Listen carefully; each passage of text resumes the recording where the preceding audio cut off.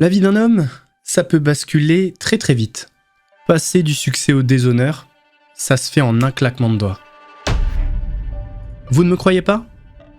J'ai un très bon exemple en tête, un exemple récent d'ailleurs. J'imagine que vous connaissez tous Sébastien Coé. Animateur star du groupe Énergie avec l'émission C'est Coé, il a forcément bercé pas mal d'entre vous sur les ondes depuis plus de 30 ans. Vous l'avez peut-être connu dans la boîte à troubadours avec la méthode Coé. Eh bien, ce monsieur, messieurs, dames, est dans la tourmente. 4 plaintes au cul de 4 femmes différentes, des témoignages qui déboulent de tous les côtés. La star du groupe Énergie a été contraint de laisser l'antenne. Aujourd'hui, messieurs, dames, vous allez voir que cette affaire, c'est un énorme bordel. Et si tout était écrit? Et si la solution était sous nos yeux depuis un moment?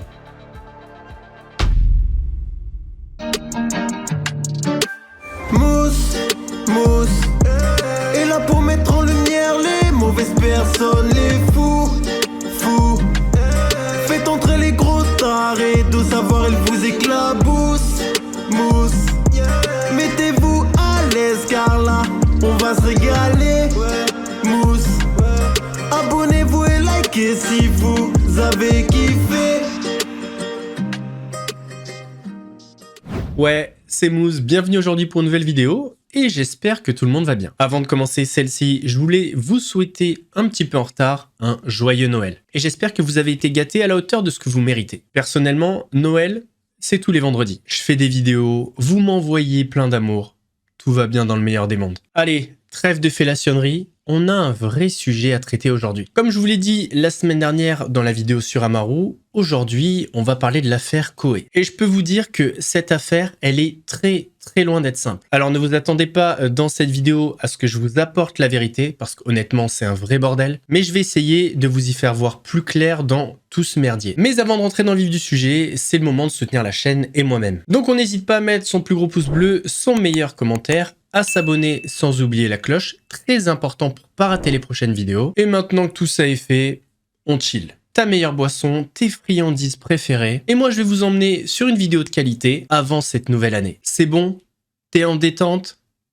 On peut y aller. L'affaire Coé, c'est vraiment l'affaire récente qui a bousculé l'espace médiatique français avec Depardieu, on va pas se mentir. Ce que je vous propose dans cette vidéo, c'est dans un premier temps revenir chronologiquement sur l'explosion de cette affaire. Nous nous intéresserons ensuite aux différents protagonistes de cette affaire, en écoutant les témoignages, les déclarations, et en n'hésitant pas à se poser des questions sur d'éventuelles incohérences ou zones d'ombre. Il me semble important de préciser que pour bien traiter cette affaire, il faut mettre de côté son ressenti. Personnellement, j'ai déjà regardé Coé, mais je ne suis pas un fan, mais je n'ai pas d'animosité non plus. Donc je préfère être très clair là-dessus, mais si la justice donne raison aux présumées victimes, ou alors si elle donne raison à Coé, eh bien je n'ai aucune préférence. Personnellement, ce qui m'intéresse, c'est la vérité. Par contre, ce qui va vous compliquer la tâche dans cette affaire, parce que honnêtement, c'est un vrai bordel, c'est si vous êtes fan de lui ou alors si vous le détestez. Enfin, je dis ça pour vous. Personnellement, je pense que la vérité mérite une prise de hauteur et un détachement, ce qui permet de voir les choses telles qu'elles sont et non comme on aimerait qu'elles soient. Et ça fait une différence. Sébastien Coé, dit Coé, est un animateur radio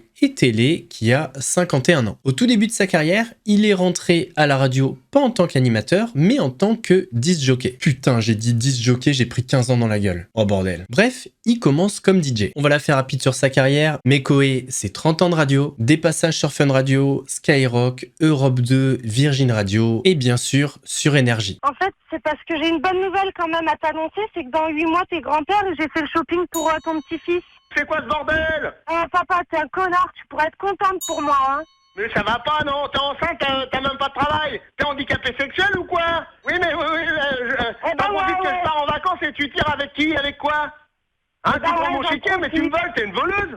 Mais c'est également plus de 25 ans de télévision, avec la très célèbre méthode Coé par exemple. Je voudrais régler ça immédiatement.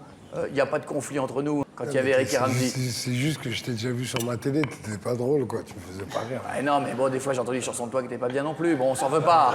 C'est réciproque. C'est réciproque. Facile.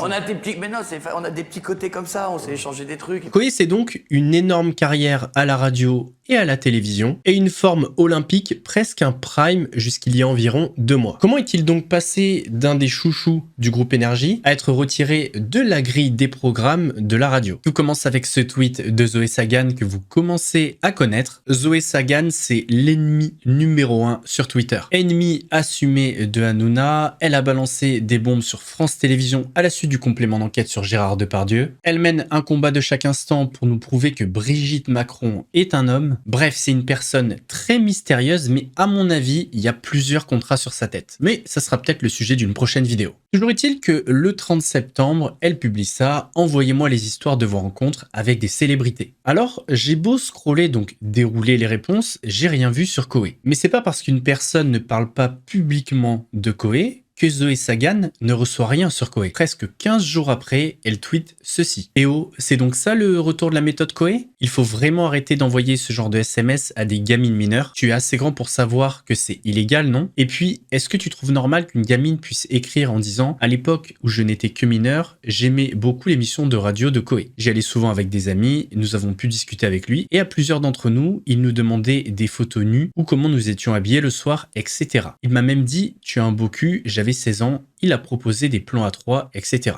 Et encore, je pourrais en dire d'autant plus, je me suis retrouvé une fois à son hôtel pour discuter simplement. Il m'a fait monter dans sa chambre avec une amie et nous a demandé de le su. Vous avez compris. Une méthode qui fait qu'on a du mal à parler. Ce monde m'a dégoûté. J'ai encore beaucoup de messages de ces demandes à beaucoup de filles et je précise, nous étions mineurs, il le savait. Ça ne le gênait pas tant qu'on bien. Il a des délires très particuliers. Il a demandé à une de mes amies si elle aimait les golden shower. Traduction douche dorée, c'est-à-dire on te pisse dessus.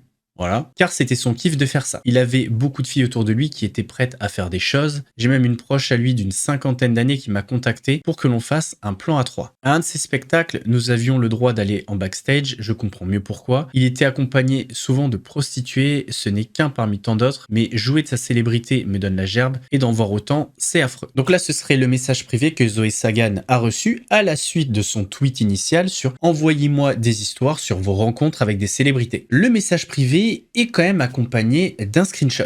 On est donc sur le screenshot d'une conversation WhatsApp. On va en haut marquer Sébastien Koé avec une photo de lui. Je vais pas vous lire ce qui est dit dans la conversation parce que c'est assez salace et j'ai pas envie de me faire bannir. Donc je vais disparaître et laisser le screen.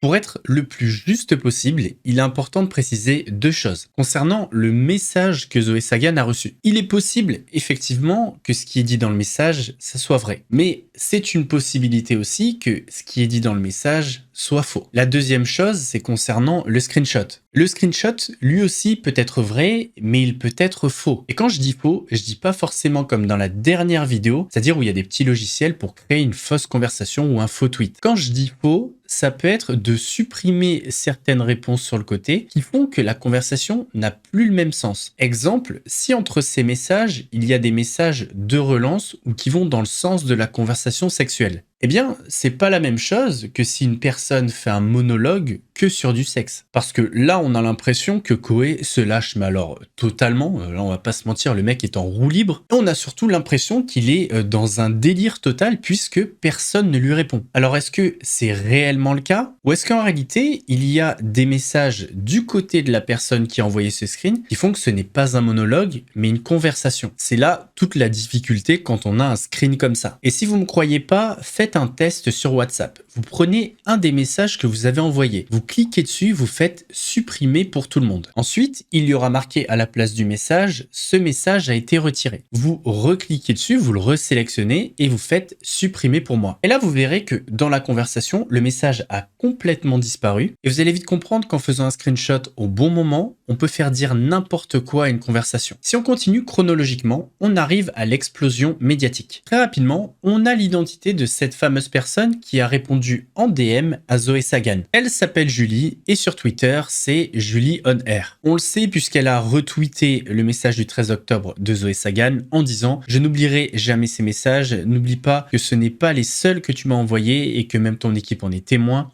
N'oublie pas certaines choses, j'en ai plus peur de toi et c'est peut-être cela le plus dangereux. Tu mérites de tomber. À la suite du retweet de Zoé Sagan, elle s'est mise à beaucoup tweeter sur Koé. On a notamment ce tweet où elle dit « Tu te souviens la Suisse, Monaco ou bien encore 7 ? Ne t'en fais pas, des témoins étaient présents. Un membre de ton équipe m'a sauvé de toi, le prédateur que tu es. » Avec encore une fois ce screenshot. Salut, pleine forme, je vais mixer ce soir dans le 38.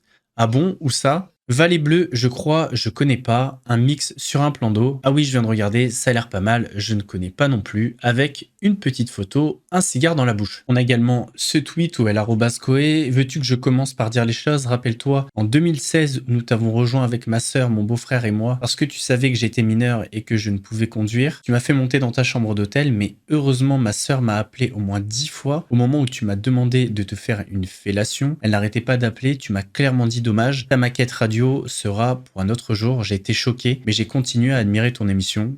Bah oui, à 14 ans. Donc on va retenir que en 2016, elle a 14 ans. Enfin, en tout cas, c'est ce qu'elle dit. Et on va terminer sur celui-ci. Tu sais quoi, j'aurais été la seule, je ne dis pas. Ma parole aurait pu être mise en cause, mais là, tu as été voir des milliers de filles, je reçois des témoignages par centaines. Tu es malsain, mais tu n'es pas au-dessus des lois. Tu savais que nous étions mineurs. Là, c'est intéressant parce qu'elle reçoit des témoignages par centaines.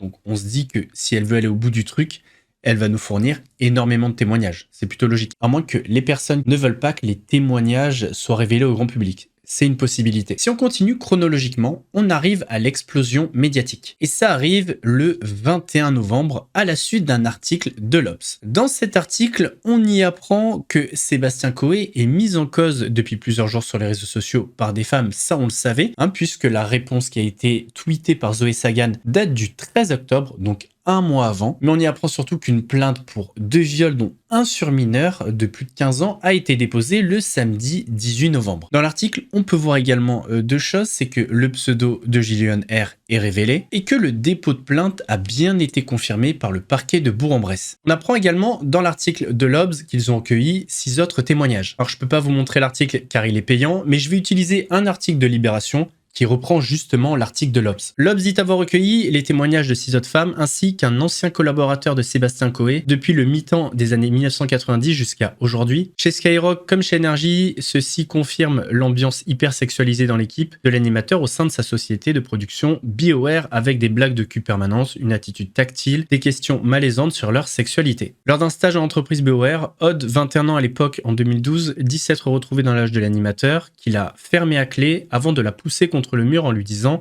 « Fais-moi un bisou ». Mathilde, elle, avait 18 ans en 1998. Elle allait souvent assister à la matinale de Koé lorsqu'il officiait sur les ondes de Skyrock. À l'issue d'une émission, il lui aurait proposé de l'emmener à son travail. On est allé dans le parking de la radio et dans sa voiture, il s'est soudain déboutonné et m'a demandé une fellation, a-t-elle confirmé à l'Obs. La jeune femme dit être prête à aller témoigner à visage découvert devant la justice pour soutenir Julie. Emballement médiatique oblige, Julie doit être extrêmement sollicitée, si bien que dès le lendemain de l'article de l'Obs, c'est-à-dire le 22 novembre, elle témoigne sur BFM dans une vidéo, mais à visage couvert. Chose assez bizarre, puisque dans l'article de l'Obs, il y a son pseudo, et quand on va sur Twitter, il y a son visage. Le témoignage fait 3 minutes, je suis obligé de vous le laisser. Donc il me dit, il faut que tu viennes, absolument, je suis à Genève, sachant qu'il savait très bien que j'habitais pas très loin en fait. Je suis né en septembre, donc j'avais 16 ans. Et je me rends là-bas sereine, comme une fille qui va en fait faire écouter sa maquette radio, qui est trop contente, qui voit son... parce que je le considérais presque comme un idole en fait. C'est à ce moment-là qu'il a trouvé le prétexte en disant, bah écoute, viens me montrer ta maquette. Jordan Ophélie, c'est comme ça que mon beau-frère s'appelle Jordan, ma sœur s'appelle Ophélie. Jordan Ophélie, si vous voulez aller au casino, faire ce que vous avez à faire, il n'y a pas de problème. Allez-y, moi je monte 5 minutes avec Julie, je vais me préparer, je vais écouter sa maquette radio et on redescend. Alors moi j'étais comme une folle, je me suis dit mais il va écouter ma maquette, je vais... Ça y est en fait, je vais peut-être obtenir un stage, je sais pas en fait, je sais pas ce que j'attendais réellement, je me suis dit ça va être grandiose et peut-être en fait à la fois pas du tout. Je sais pas vraiment ce que j'attendais, mais j'étais complètement... je me suis dit, mais il va écouter ce que j'ai fait. Mon travail à moi, il va l'écouter. Je suis monté dans sa chambre, et il me dit, assieds-toi dans le canapé, qu'est-ce que tu veux boire? Donc moi je lui dis, bah écoute, je veux bien de l'eau. Donc il me sort une vitelle de son petit... on appelle ça un mini-bar. Donc il me sort la vitelle de son mini-bar. Et il me dit, bah écoute, fais-moi écouter ta maquette radio, il n'y a pas de problème. Donc je cherche comme ça, hop, et lui il s'était mis à côté de moi. Donc on était sur le canapé, hein. Donc il s'est mis à côté de moi et c'est à ce moment-là en fait où il a baissé son pantalon de vraiment quelques centimètres. Je dirais presque, absolument presque ici quoi. C'était pas en bas des jambes, c'était pas à mi-genou, c'était vraiment quelques centimètres ici. On pouvait apercevoir son caleçon, donc il a sorti, enfin je vais pas faire un dessin, il a absolument tout sorti. Et c'est à ce moment-là qu'il m'a dit, c'est comme ça qu'on réussit dans la radio. Il faut que tu le fasses. J'ai posé mon téléphone sur la table basse et je l'ai regardé droit dans les yeux et je lui ai dit je peux pas. Et il m'a dit montre-moi ce que tu sais faire. Et ma soeur m'appelait en fait à ce moment-là sur mon téléphone, donc à plusieurs reprises, et je savais plus quoi faire. Et il m'a dit si tu veux réussir dans la radio, il faut le faire. Donc moi, à 15 ans, bah, c'est ce que j'ai exécuté. Et je l'ai fait, et ma soeur, elle a continué à m'appeler. Et c'est ce qui m'a sauvé. Parce que il a arrêté, et il m'a dit, écoute, ta soeur, elle va finir par monter, on descend. Et je suis redescendu vers ma soeur, avec lui, en sa compagnie. Et ma soeur, elle m'a regardé, elle a émis des doutes tout de suite. Elle m'a dit, écoute, il s'est passé un truc, je lui ai dit, t'es fermé, t'es tout ce que tu veux. Et j'ai dit, non, je te promets. Je te promets, il s'est rien passé. Alors, c'est une interview qui est émouvante, franchement, ce qu'elle raconte, c'est poignant, mais il faut quand même noter quelques incohérences. Attention, ces incohérences, ça veut pas dire que c'est faux. Peut-être qu'elle est bouleversée par l'interview, j'en sais rien, mais il faut quand même les noter. Sur Twitter, le 13 novembre, elle nous avait déjà parlé de cette histoire. Elle nous avait dit, donc voilà, le beau-frère, la sœur, tu m'as fait monter dans ta chambre d'hôtel, mais heureusement, ma sœur m'a appelé au moins 10 fois, donc ce qui correspond avec le témoignage vidéo sur BFM. J'étais choqué, mais j'ai continué à admirer ton émission. Ben oui, à 14 ans. Or, au début de l'interview, elle dit qu'elle avait 16 ans. Et un petit peu plus loin dans l'interview, elle dit qu'elle a 15 ans. Donc franchement, sur l'âge, on n'y comprend plus rien. Bon après, je vais pas vous mentir, pour moi, 14, 15, 16, ça change rien. Par contre, pour la justice, c'est pas la même chose. En tout cas, voilà, pour moi, c'était important juste de relever cette incohérence. Le 22 novembre, à la suite peut-être du témoignage de Julie sur BFM, le groupe Énergie décide de réagir, où ils annoncent le retrait provisoire de leurs antennes de l'animateur Sébastien Coé. Cette décision prise d'un commun accord est guidée par la nécessité de garantir la sérénité qui doit prévaloir face à des démarches judiciaires portant sur des accusations graves à l'encontre de Sébastien Coé, animateur. L'autorité judiciaire étant saisie, il lui appartient à elle seule de conduire les investigations dans le respect des droits des personnes et de la présomption d'innocence. Si aucun fait contraire à la charte d'éthique du groupe ou attentatoire à la dignité n'avait été signalé, le groupe Énergie a cependant, dès le 17 novembre 2023, ordonné une enquête interne. Cette enquête, toujours en cours, est conduite par un cabinet extérieur et totalement indépendant. Le groupe Énergie fonde ses activités sur un ensemble de valeurs et de principes éthiques qui imposent notamment à chacun d'agir et de se comporter au quotidien de manière appropriée dans le cadre de l'exercice de ses responsabilités professionnelles. Il y a une chose qui est très intéressante dans ce communiqué fait sur Twitter par le groupe Énergie, c'est que le groupe Énergie a ordonné une enquête interne le 17 novembre. Or, la Julie, qui est la première plaignante, a porté plainte le 18 novembre. Donc, ils ont sûrement été au courant avant la justice, une femme allait déposer plainte. Les ennuis auraient pu s'arrêter là, mais comme dirait SFR, et c'est pas fini. 28 novembre, on apprend que 2 nouvelles personnes portent plainte contre Sébastien Coé. 2 nouvelles plaintes pour viol et agression sexuelle ont été déposées contre l'animateur radio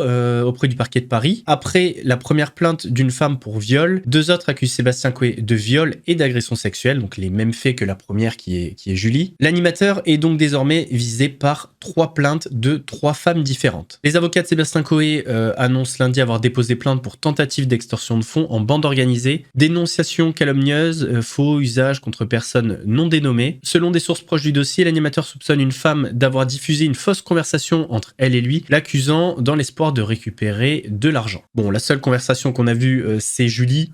À mon avis, c'est ciblé sur elle. Et c'est encore pas fini, puisque le 15 décembre, on apprend sur Libération qu'une 4e femme a porté plainte contre Coé. Donc les faits se seraient produits en 1997. Mathilde est âgée de 18 ans, l'animateur en a 25, et présente la matinale de la radio Skyrock. Multipliant les petits boulots sur Paris, elle a pris l'habitude d'assister à l'émission, dont elle est une auditrice régulière entre 6h et 9h. Un de ces matins, l'animateur lui reproposait de la déposer en voiture directement à son travail, ce que la jeune femme accepte. Elle y voit une initiative de sympathie. On a pris l'ascenseur, on est descendu dans le parking. Sa voiture était une grosse berline noire ou bleu foncé, intérieur cuir. Je monte dedans, sur le siège passager, et avant même qu'on ait démarré, il a sorti son sexe de son pantalon. Il m'a dit « T'as pas envie de l'embrasser ?» J'étais très choqué, je n'avais jamais fait ça de ma vie, et en plus, il ne me plaisait pas du tout. M'a-t-il y avoir refusé, l'animateur aurait remis son sexe dans son pantalon et l'aurait amené à son travail comme si de rien n'était. Les faits sont a priori prescrits. On est donc sur une 4e plainte d'une 4e femme différente. Donc là, on parle vraiment de femmes qui ont passé ce cap d'aller voir la justice, mais il y a effectivement pas mal de témoignages. Par exemple, il y a une chanteuse de 38 ans qui dénonce un viol qui aurait eu lieu en 2011. Elle souhaitait faire écouter son travail musical à l'animateur. Ce dernier lui propose un rendez-vous dans un lieu privé alors qu'elle préférait l'un.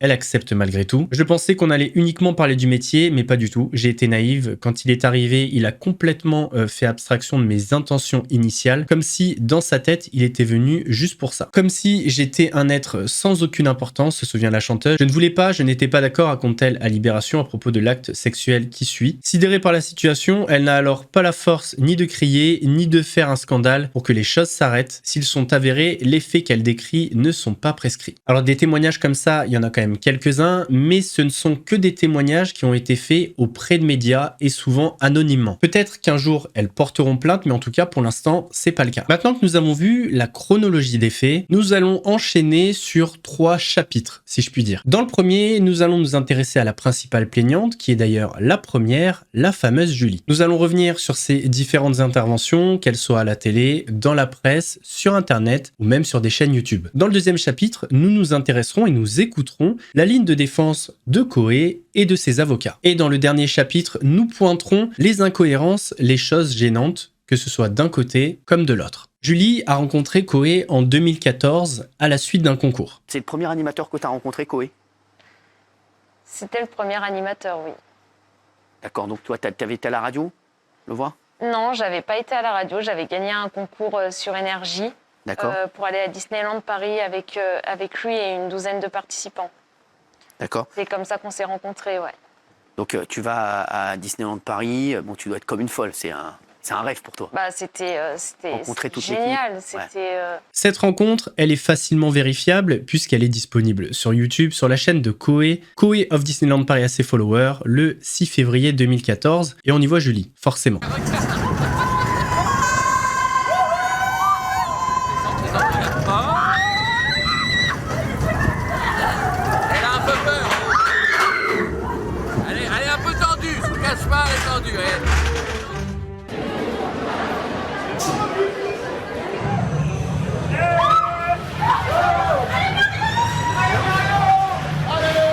On peut les voir assis côte à côte dans 2 attractions. On voit que dans la première, il lui tient la main. Après, on va pas interpréter. Elle a peur dans l'attraction, il lui tient la main. Franchement, il n'y a pas de souci. Le séjour se termine. Et là, tout s'est bien passé. En fait, tu es hyper contente quand tu rentres. Tout s'est bien passé. Donc, on a échangé nos numéros puisque en fait, il me dit à ce moment-là, comme tu es là maintenant, je me vois comme moi quand j'avais 15 ans. Et moi, là, à ce moment-là, je prends confiance et je prends son numéro, je prends son snap. Sûr. Et en fait, il n'y a aucun souci. Je me dis, mais c'est comme une fille de 15 ans qui se dit c'est royal. Comme une fille de 15-16 ans qui se dit c'est royal, c'est magnifique en fait. Donc là, elle veut faire de la radio. Il lui dit je te vois comme quand moi j'avais 15 ans. Elle est comme une folle, il n'y a pas de souci. Et il y a échange de numéros, snap, etc. J'ai envie de dire, le sens, peu importe. Que ce soit Koé qui est demandé ou elle, c'est pas très important. Mais là, j'ai vraiment besoin de votre avis, donc n'hésitez pas à me le donner en commentaire. Je sais pas si c'est ma parano qui parle, avec certaines affaires qu'il y a eu depuis quelques années, mais je suis vraiment pas sûr que ce soit une bonne chose pour un homme de 41 ans de correspondre avec une fille de 15 ans, enfin mineure, etc. D'un côté, je me dis c'est peut-être un petit peu dur, parce qu'il y a des mineurs qui ont sûrement envie d'apprendre, de progresser, de partager peut-être leur talent. Mais d'un autre côté, je me dis bon, quand t'as 40 ans, est-ce que correspondre avec une fille de 15 ans, c'est la meilleure des solutions? C'est approprié? Je sais pas. Dites-moi, parce que là, pour le coup, je suis un petit peu perdu. Je sais pas si c'est ma paranoïa qui parle ou pas. Disney, c'est donc la première fois qu'ils se sont rencontrés, mais c'est pas la dernière. Comme je le dis à la police, je vais le revoir plusieurs fois. D'accord. La première fois, c'est quand? La première fois, donc, ça a été à Disneyland. Non, mais la deuxième fois, donc après Disney. La deuxième fois, ça a été à Genève. Alors, à Genève. Donc, toi, tu vas à Genève pour le voir? Il me demande d'aller le voir à Genève, oui. D'accord. Tu y vas avec qui? Avec ma sœur et mon beau-frère. D'accord. Donc là, tu y vas. Tu es toute contente. Et c'est vrai que tu avais fait une maquette? J'avais fait une maquette, ouais. J'étais trop contente parce que je préparais ça depuis longtemps. Donc tu lui as dit, je vais venir te voir à Genève pour te faire écouter ma maquette, quoi. Je lui ai pas dit, je vais venir te voir à Genève. C'est que j'avais fait ma maquette. Je lui ai dit, écoute, je t'envoie ma maquette. Je l'ai faite. Et puis il me dit, écoute, je suis à Genève. Viens. Et on verra ça là-bas. Il m'a donné rendez-vous à son hôtel précis, telle heure, telle date, enfin bref, tout ça. J'y suis allée, donc avec mon beau-frère, ma sœur. On a bu un verre. Et à ce moment-là, à un moment donné, parce que mon frère, il y avait mon frère, moi, ma sœur, lui. Et à ce moment-là, en fait, on a bu, etc. Et il s'est dit, bon, bah, on va aller... moi, il faut que j'aille me préparer. Julie, viens avec moi me faire écouter ta maquette. On monte dans la chambre. Ton beau-frère, ta sœur vont aller au casino, parce qu'il y avait un casino dans l'hôtel. Ils vont aller au casino et puis on verra après. Donc moi, je décide de monter avec lui. Donc, encore une fois, la présomption d'innocence est là. Je l'ai fait, je l'ai suivi. Et ma sœur était un petit peu contre. Elle sentait je sais pas pourquoi, elle le sentait pas. Mais j'y suis allée quand même. Et c'est à ce moment-là que c'est passé... que se sont passés les faits. Alors, si tout ce qu'elle raconte est vrai, et si ça s'est passé comme ça, je sais que certains vont remettre la faute sur Julie en disant « Mais d'où à 16 ans, tu montes dans la chambre d'un homme de 43 ans ?» Alors, je peux l'entendre, mais je suis plutôt choqué par le fait qu'un homme de 43 ans propose à une fille de 16 ans de le suivre dans sa chambre d'hôtel. Seul, sans la sœur de Julie et sans son beau-frère. Parce que dans le fond, je vois pas en quoi la sœur et le beau-frère gênent à l'écoute d'une maquette. Enfin bon. Toujours si ça s'est passé comme ça. Ensuite, elle nous parle des faits. Mais de quels faits parle-t-elle? Il a absolument tout sorti. Et c'est à ce moment-là qu'il m'a dit, c'est comme ça qu'on réussit dans la radio, il faut que tu le fasses. J'ai posé mon téléphone sur la table basse.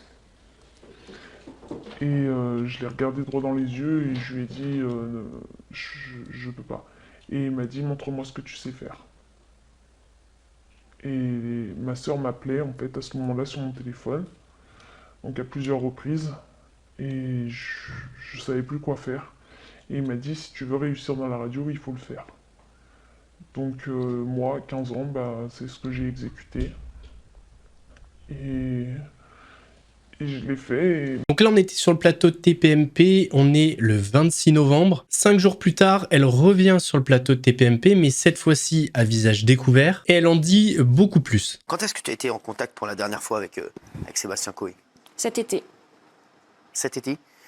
On dit, je te dis tout, que tu leur aurais proposé de le rejoindre. Alors ça, c'est ce que Gilles Verdez c'est ce que l'entourage de Sébastien Coé m'avait rapporté, effectivement. Alors ça, il y a encore les preuves, parce que heureusement que je garde tout. Absolument pas. C'est lui qui m'a dit qu'il mixait dans le 38. D'accord. Donc c'est vous qui lui avez proposé de venir ou c'est lui Il n'y avait même pas une intention de se rejoindre. Il m'a dit, je mixe dans le 38. Je lui dis, ah bon, où ça? Et c'est là qu'il m'envoie vers un plan d'eau, vers la vallée du plan d'eau, je sais pas quoi. Non, j'y suis pas allée.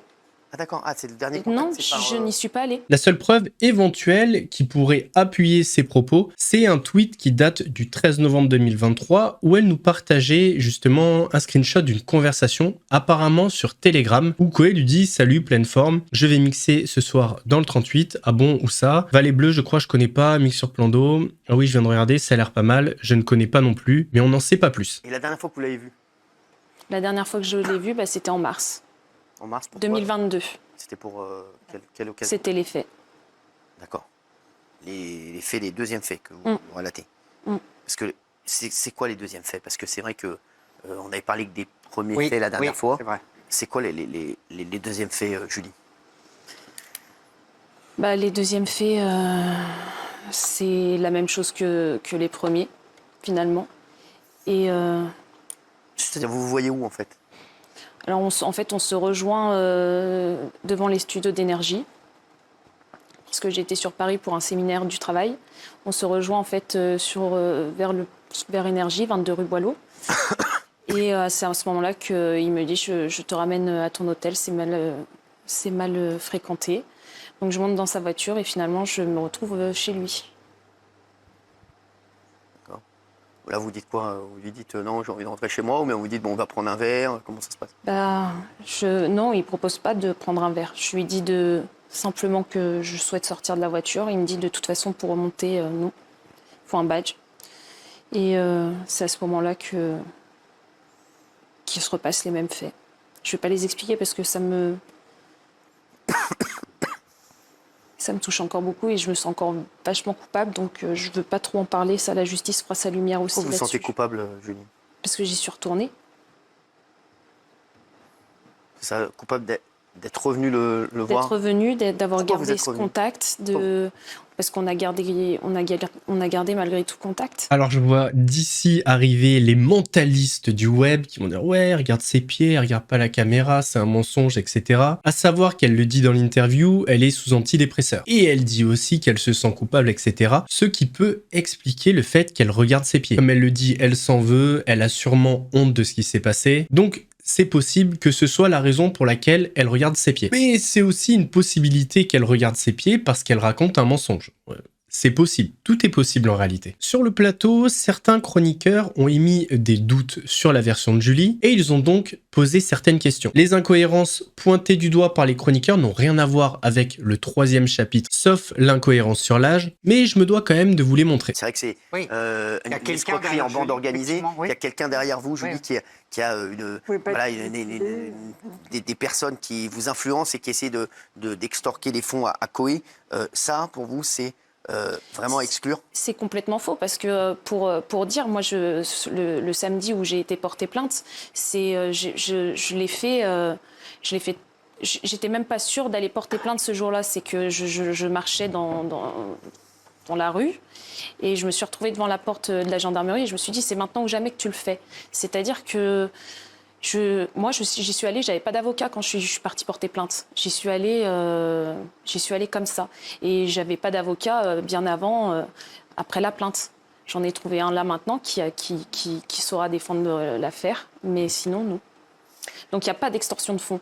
Moi, j'y suis allée comme ça sans même savoir ce qui allait m'attendre. Je vais vous montrer les 2 extraits suivants et après je vais vous montrer d'où vient cette fameuse théorie de l'extorsion de fonds en bande organisée. Oui, il y a un des avocats, vous l'avez dit, vous avez consulté plusieurs avocats avant de choisir le vôtre. Il y a un des avocats qui dit que, premièrement, vous ne saviez pas où il habitait au moment où vous l'avez vu, cet avocat, et deuxièmement, que vous aurez posé la question à l'avocat, combien est-ce qu'on peut lui prendre pour cette affaire? Est-ce que c'est vrai ou pas?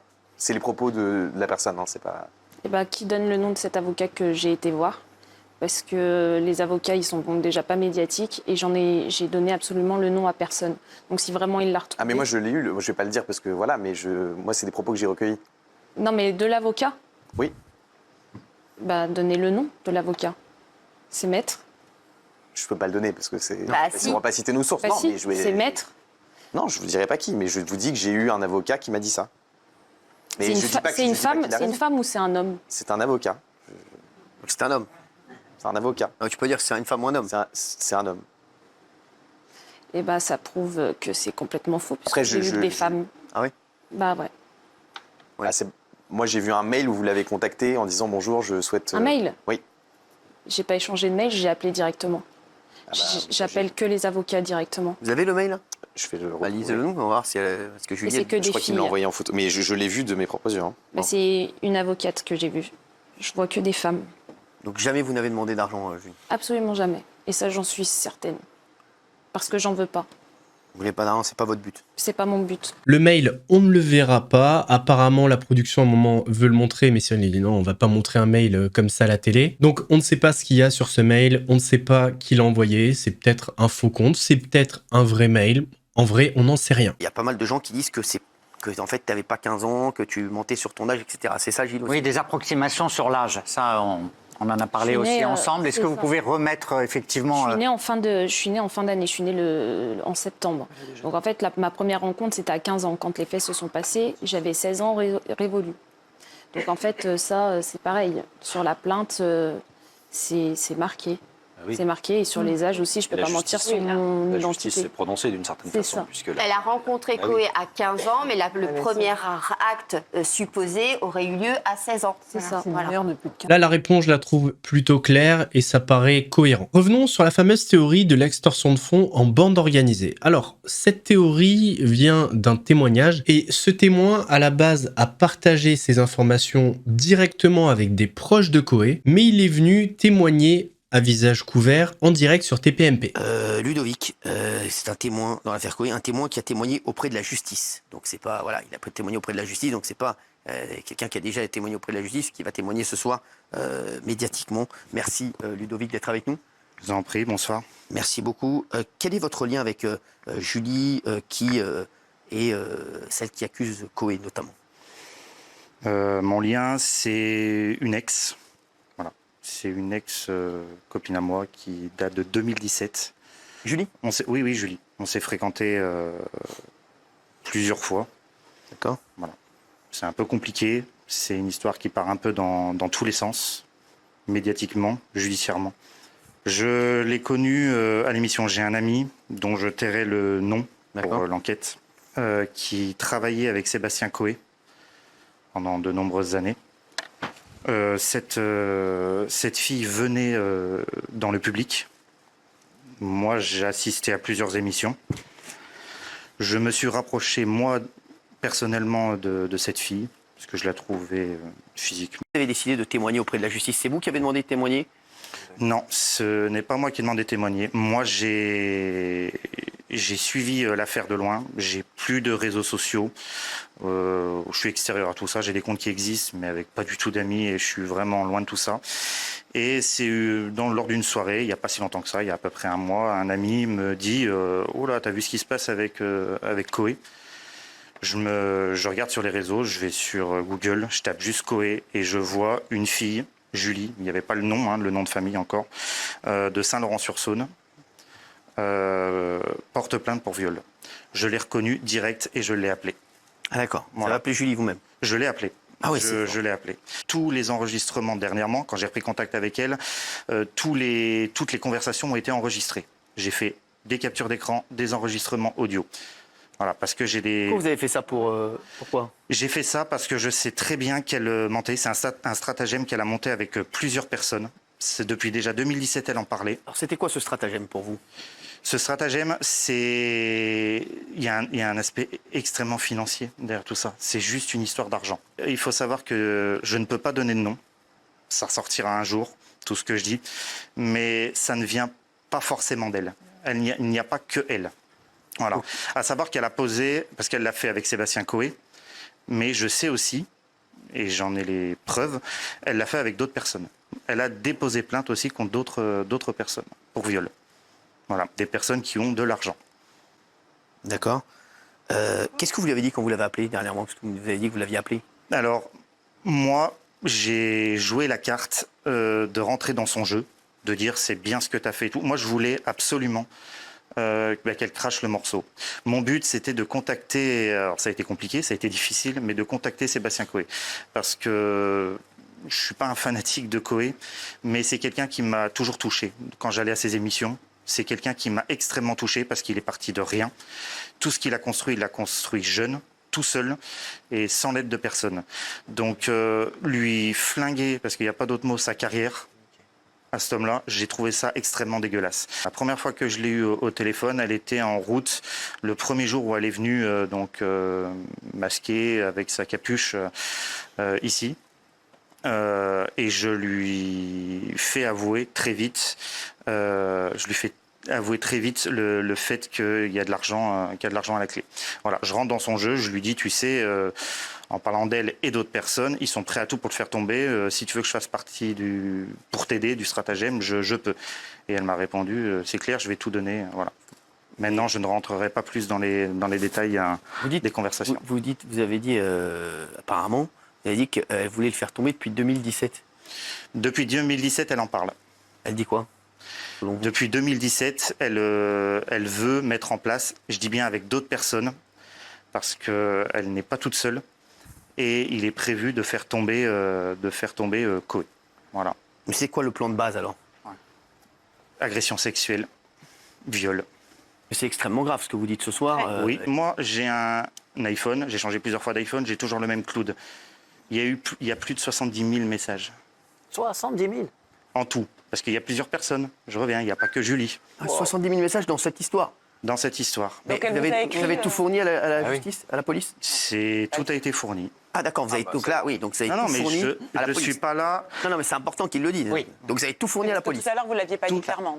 Donc là, la police a tous les éléments. Là, énorme témoignage à charge contre Julie. Alors, ça ne remet pas en cause vraiment ce qui s'est passé, mais ça vient mettre le doigt sur une chose, c'est que tout a été monté, tout n'est qu'un stratagème. Alors, évidemment, c'est du déclaratif, ses paroles n'engagent que lui, mais notons quand même qu'il a témoigné devant la justice et qu'il a fourni toutes les preuves dont il a parlé dans l'émission. Dire autant de choses sur un plateau, parler d'autant de preuves sans les fournir, ça serait très compliqué juridiquement pour lui. Il s'expose à des poursuites. Donc ces points-là tentent à donner du crédit à son témoignage et viennent par la même occasion fragiliser la version de Julie concernant les agressions sexuelles et le viol. Et les viols, pardon. Tout ce dont parle Ludovic, Koé en avait connaissance, puisque l'interview sur TPMP de Ludovic date du 18 décembre. Mais Koé s'est exprimé le 10 décembre sur BFM et parlait déjà de ce dont parle Ludovic sur TPMP. Il le savait tout simplement parce que Ludovic a contacté l'entourage de Koé et a transmis certaines preuves. Et c'est ce dont parle Koé le 10 décembre sur BFM. Transition parfaite du coup, parlons de la défense de Koé et de ses avocats. Oui, il conteste totalement les accusations qui sont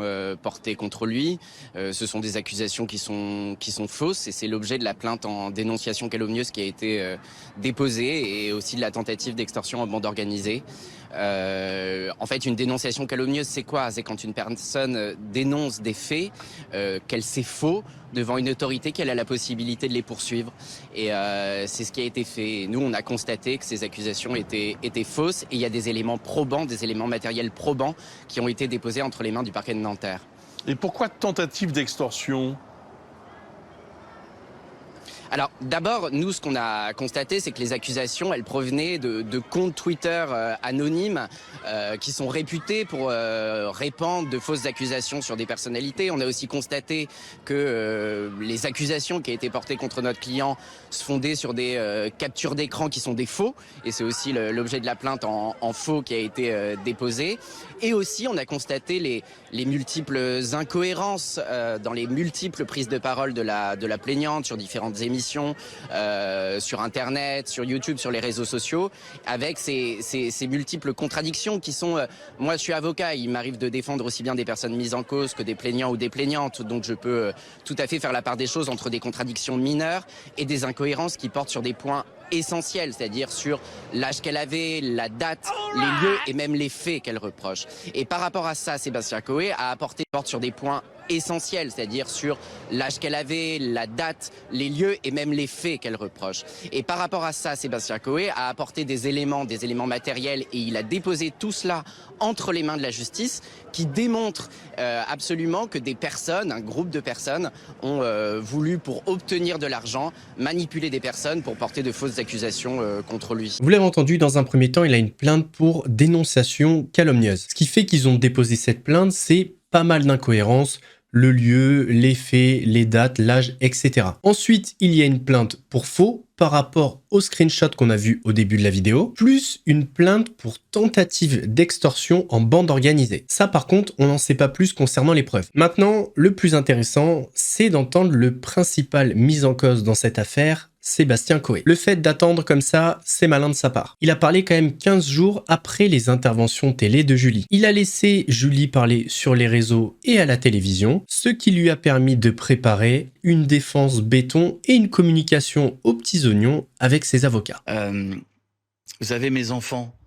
quand j'ai mon fils qui lit des attaques terribles sur Internet, à qui je dois dire à un moment donné, alors il a 23 ans, le plus grand, à qui je dois dire... voilà, papa a subi des attaques, mais tout est faux. Et qui me dit, papa, t'inquiète pas, je sais, il n'y a pas d'inquiétude à avoir. Mais j'aimerais qu'on parle des faits. Non mais attendez, les faits, je vais vous les donner. Non. Je suis le premier plaignant dans cette histoire. je suis le premier à avoir porté plainte. Mais c'est important que les gens le sachent. Et je l'ai répété, Sébastien Oui, Coé. non, mais attendez, parce que je suis le premier à avoir porté plainte. J'ai subi pendant 1 mois des horreurs, des montages, des faux sur Twitter, que mes enfants ont vu, que tout le monde a vu. Je suis allé déposer plainte pour harcèlement. 2 jours plus tard, arrive une plainte avec quelque chose qui n'avait jamais été dit jusque-là, qui était le mot viol. Sébastien Coé, la première plainte déposée est celle de Julie Olivier. Elle a aujourd'hui 25 ans. Pardon, la première plainte. Excusez-moi, non mais Première plainte venant de ses femmes. Non mais je vous le redis parce que c'est important. Et on a tout le temps. Novembre. Elle vient vous voir à Genève. Vous y êtes pour un mix. Elle dit que vous lui proposez de monter dans sa chambre d'hôtel pour écouter sa maquette radio. Et une fois dans la chambre, voilà ce qui se serait passé selon elle. Écoutez. Il a baissé son pantalon de vraiment quelques centimètres, je dirais absolument presque ici, quoi. Il a absolument tout sorti. Et c'est à ce moment-là qu'il m'a dit, c'est comme ça qu'on réussit dans la radio, il faut que tu le fasses. Je l'ai regardé droit dans les yeux et je lui ai dit, je peux pas. Et il m'a dit, montre-moi ce que tu sais faire. Donc moi, à 15 ans, c'est ce que j'ai exécuté. Ce sont des accusations très graves. Je rappelle évidemment que vous êtes présumé innocent. Est-ce que vous reconnaissez le récit qui est fait par Julie Olivier ou est-ce que vous contestez les faits? Monsieur Duhamel, tout est faux, tout est mensonger. On en a discuté en live la dernière fois et je vous faisais part du fait que pour moi, ce tout est faux, tout est mensonger, il ne veut rien dire. Parce que j'ai l'impression que ce tout est faux, tout est mensonger, il répond à ce qu'on lui reproche, c'est-à-dire les agressions sexuelles et le viol. Mais vous allez voir après, c'est encore plus parlant. Quelle est la nature de vos Mais relations? il n'y a pas de nature, monsieur. Laissez-moi finir. C'est extrêmement simple ce que je suis en train de vous dire. C'est-à-dire que je la connais comme je connais des centaines d'hommes qui viennent, ou de femmes qui viennent, qui nous remettent des cadeaux, qui viennent en backstage, qui viennent à 20 spectacles, 50 émissions. Cette jeune fille, elle a dû venir à 50 émissions, Donc il ne s'est 60 jamais rien spectacles. passé entre vous? Mais tout est faux et mensonger, je vous l'ai dit. Je vous l'ai dit tout à l'heure. Vous ne répondez pas tout à fait à ma question. Il ne s'est jamais rien passé entre vous, même de manière consentie, selon vous? Monsieur, je ne peux rien vous dire sur ce que nous avons déposé à la police. Je vous ai dit depuis tout à l'heure, tout est faux et tout est mensonger. Vous répondez pas à ma question. Et je suis en train de vous le dire. Nous avons déposé, avez-vous eu... monsieur, nous avons déposé des plaintes pour faux. C'est pas rien. Je vais pas vous répéter 10 fois la même chose. Non mais attendez, Sébastien Coé, et là encore, ici... Là, c'est assez embêtant, je trouve, parce qu'il lui répète encore une fois, il ne s'est rien passé, même de manière consentie entre vous. Et la réponse de Coé, c'est « je ne peux rien vous dire sur ce qu'on a donné à la police ». Mais on s'en branle. Réponds à la question, oui ou non. Ça n'a aucun rapport avec ce que tu as donné à la police. En plus de ça, on a encore ce fameux « tout est faux, tout est mensonger » qui veut rien dire. Franchement, il est fatigant sur ce coup, Coé. J'ai donné mon téléphone portable à la police. Je l'ai donné, mon téléphone portable. Voilà, ils l'ont gardé 12 heures, 15 heures. J'ai donné l'intégralité de tout. De tous les échanges que nous avons pu avoir, puisque sur les réseaux sociaux, nous pouvons garder les échanges depuis 2012, 2013, 2014. Tous les échanges, tout a été fourni à la police. Une de vos discussions avec, si je dois les résumer, des messages à caractère sexuel particulièrement crus. Vous osez diffuser ça? Est-ce que vous êtes l'auteur de ces messages? Je vous pose la question. Moi, je vous le dis, ça, c'est un montage. Et quand je vous dis que j'ai déposé plainte pour faux, mais vous savez, ce qui est incroyable, c'est pas une rigolade d'aller déposer plainte pour faux. Sébastien Coé, est-ce que vous avez l'impression ici que non, mais je prends les choses à la rigolade j'ai l'impression, vous savez, je vis ma réputation, je suis accusé de choses que je n'ai pas fait. Viol, ce n'est pas rien. Qu'est-ce qu'il entend par montage? Est-ce que le fait de supprimer certains passages, c'est un montage pour eux? Ou est-ce qu'un montage, c'est seulement la création d'une conversation qui n'a jamais existé via un logiciel tiers? Là, il répond pas à la question et j'avoue que ça m'embête beaucoup. J'ai vu, des auditeurs m'ont envoyé il y a peu de temps que j'étais encore à la une de son Facebook, qu'il y avait 50 photos de moi sur son compte Twitter, qu'elle s'affichait avec moi sur tous les réseaux sociaux. Donc, je vous redis ce que je vous ai dit. Tout est faux et tout est mensonge. Un mot encore sur cette tentative d'extorsion de fonds en bande organisée. De quand date-t-elle? Je ne peux rien vous dire. Je peux juste vous dire que... Mais c'est les dernières semaines? Est-ce que c'est plus avant? C'est organisé. Ce qui est pas tout à fait ce qui est organisé depuis quelques mois, voire années, avec une volonté évidemment d'argent, avec une volonté de nuire évidente, et avec, dans le mot bande organisée, et c'est là où la police doit faire son travail, et c'est là où je dois me taire, et c'est là où je ne dirai rien d'autre. de faire le tour de qui a intérêt à quoi, qui a fait quoi. Ce que vous dites là sur les deux personnes, enfin les deux autres accusations, nous le savions. C'est-à-dire que lorsque mes avocats et moi-même sommes allés déposer plainte pour tentative d'extorsion en bande organisée, nous avons prévenu la police. Parce que nous savions dans les documents que nous avions qu'après Julie, il y en avait certainement de prévus derrière. Nous le savions, la police a été prévenue de cette histoire-là. Donc qu'il y ait deux plaintes qui sortent, que nous ne connaissons pas. Alors, vous êtes en train de me parler de la lecture d'un journal. Un journal n'est pas la justice. Cette plainte, je ne la connais pas. Je me mets à la disposition de la police pour en parler, quand ils le veulent. Mais ni moi ni mes avocats n'avons aujourd'hui le détail de ces plaintes. La seule que nous contestons, parce que nous la connaissons, c'est la première. Mais encore une fois, je vous le dis, avant qu'elle ne sorte, la police, nous les avions prévenus qu'il y en aurait d'autres. Sébastien Coé, vous évoquez ce qui relève d'une plainte et ce que vous refusez de nous dire compte tenu de l'enquête qui est en cours. Je me dois de revenir sur l'élément sur lequel vous avez refusé de me répondre. Julie Olivier, 2014, mineure au moment des faits, est-ce que vous avez eu une relation sexuelle avec cette jeune fille? Quand je vous dis tout est faux et tout est mensonger. Est-ce que oui ou non? Mais enfin, c'est assez Pardonnez-moi clair. de vous poser mais cette pardon, question. Mais une relation avec une mineure dans une chambre d'hôtel, tout est faux et tout est mensonger, je vous le dis. Duhamel lâche pas le morceau, revient dessus. Est-ce que vous avez eu une relation sexuelle avec cette personne? Et encore une fois, on a le droit au fameux tout est faux, tout est mensonger. Bah, je suis désolé, vous m'enlèverez pas de la tête que ça répond pas à la question. Pourquoi ne pas dire non? Avez-vous eu une relation avec cette personne? Tout est faux, tout est mensonger. Avez-vous eu une relation sexuelle avec cette personne? Non.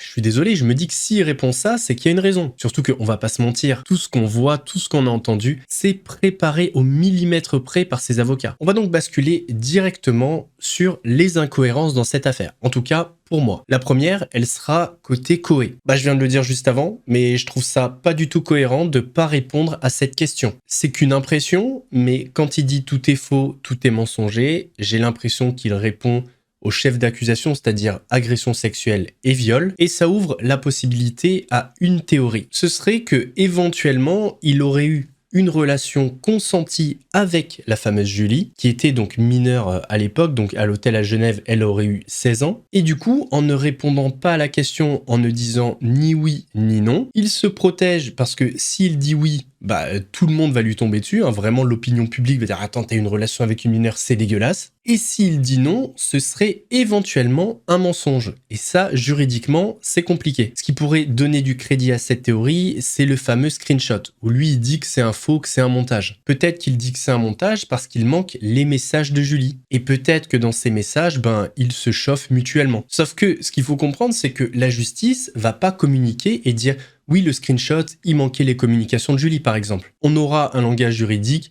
qui dira, par exemple, voilà, la personne a été condamnée pour faux, mais on ne saura pas exactement pourquoi, ce qu'il en est, etc. Honnêtement, Coé a été assez malin, il a laissé ses avocats s'exprimer, il a pris le temps avant de venir à la télévision. Du coup, c'est vraiment la seule incohérence que j'ai relevée. Mais j'avoue qu'elle élève un énorme doute chez moi concernant d'éventuels rapports sexuels entre les deux. Concernant Julie, la première incohérence, c'est par rapport à l'âge. Ici, dans le tweet où elle parle de la rencontre dans l'hôtel, donc avec sa sœur et son beau-frère, elle dit qu'elle a 14 ans. Or, dans l'interview sur BFM, elle dit qu'elle a 15 ans, on va le voir juste ici.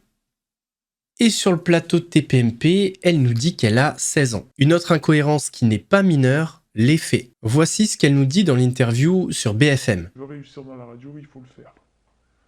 Donc moi, 15 ans, bah, c'est ce que j'ai exécuté. Et je l'ai fait, et ma sœur, elle m'a continué à m'appeler. Coé lui a demandé une fellation, et elle s'est exécutée. Elle s'est sentie forcée, etc. Mais juste restons sur le fait qu'elle l'a fait. Écoutez ce qu'elle dit dans une interview qu'elle a accordée au youtubeur Zioclo. Un verre d'eau, etc. Et il s'installe à côté de moi, il commence à déboutonner en fait son pantalon. Et il me dit, bah vas-y maintenant, enfin je vais pas te faire un dessin, mais fais-moi une fellation. D'accord. Et là, ma sœur, mais je peux t'assurer qu'elle sentait pas le truc depuis le départ. Donc elle m'appelait et elle m'appelait constamment. Et il m'a regardé, il me dit écoute, on va descendre et on va redescendre. et vous allez venir avec moi dans la boîte de nuit en Suisse, là où il devait mixer. Du coup, tu as fait la fellation ou tu as refusé? Est-ce que tu as pu refuser? Enfin, du coup, ça, c'est peut-être important, j'imagine. Alors, ce jour-là, et je précise ce jour-là, mais après, les révélations reviendront peut-être quelques mois après. Mais ce jour-là, j'ai eu le temps de refuser parce que ma sœur a insisté sur mon téléphone et que j'avais le téléphone en sonnerie. Et que j'ai pu dire, qu'il a pu se rendre compte que ma sœur pouvait débarquer à tout moment, en fait. Qu'elle était en bas, au rez-de-chaussée. Quelque part, ma sœur m'a sauvée. Ouais. Là, ce qui est très compliqué, c'est qu'elle nous raconte pas la même histoire. D'un côté, elle a fait une fellation, et de l'autre, elle ne l'a pas faite. Et ça change pas mal la donne, puisque cette fellation, c'est l'objet d'une des plaintes. Et je pense que c'est ce dont parle l'avocat quand il dit qu'il y a des incohérences sur les faits. Il a parlé d'âge, de faits, date et lieu. Alors, date et lieu, j'ai pas trouvé, mais en même temps, on n'a pas tous les éléments. Mais c'est vrai que sur l'histoire, cette histoire des faits, c'est extrêmement problématique, notamment pour la crédibilité de Julie. Parce que même si ça s'est passé exactement comme elle l'a dit sur BFM, il lui a demandé la fellation et elle l'a faite. Le fait qu'elle dise le contraire dans une autre vidéo publique, ça va non seulement jeter le discrédit sur le témoignage sur ce fait précisément, mais également sur tout le reste. Là, très grosse épine dans le pied de Julie. On arrive bientôt à la fin de cette vidéo et comme vous l'avez vu, le cas, c'est un véritable casse-tête. Casse-tête parce que apparemment, il y a plein de preuves, mais on nous donne rien à manger. Et parce qu'en plus de ça, il y a certaines incohérences concernant la principale plaignante et un manque de transparence de la part de l'accusé. C'est vrai que Julie donne 3 âges différents dans 3 interviews différentes, qu'elle nous raconte pas la même histoire. Un jour, elle a fait une fellation et un autre jour, sa sœur l'a sauvée, elle ne l'a pas faite. Mais on a aussi un accusé qui refuse de répondre à une question simple. Avez-vous eu une relation sexuelle avec cette personne? Tout est faux, tout est mensonger. T'as pas eu de relation avec elle?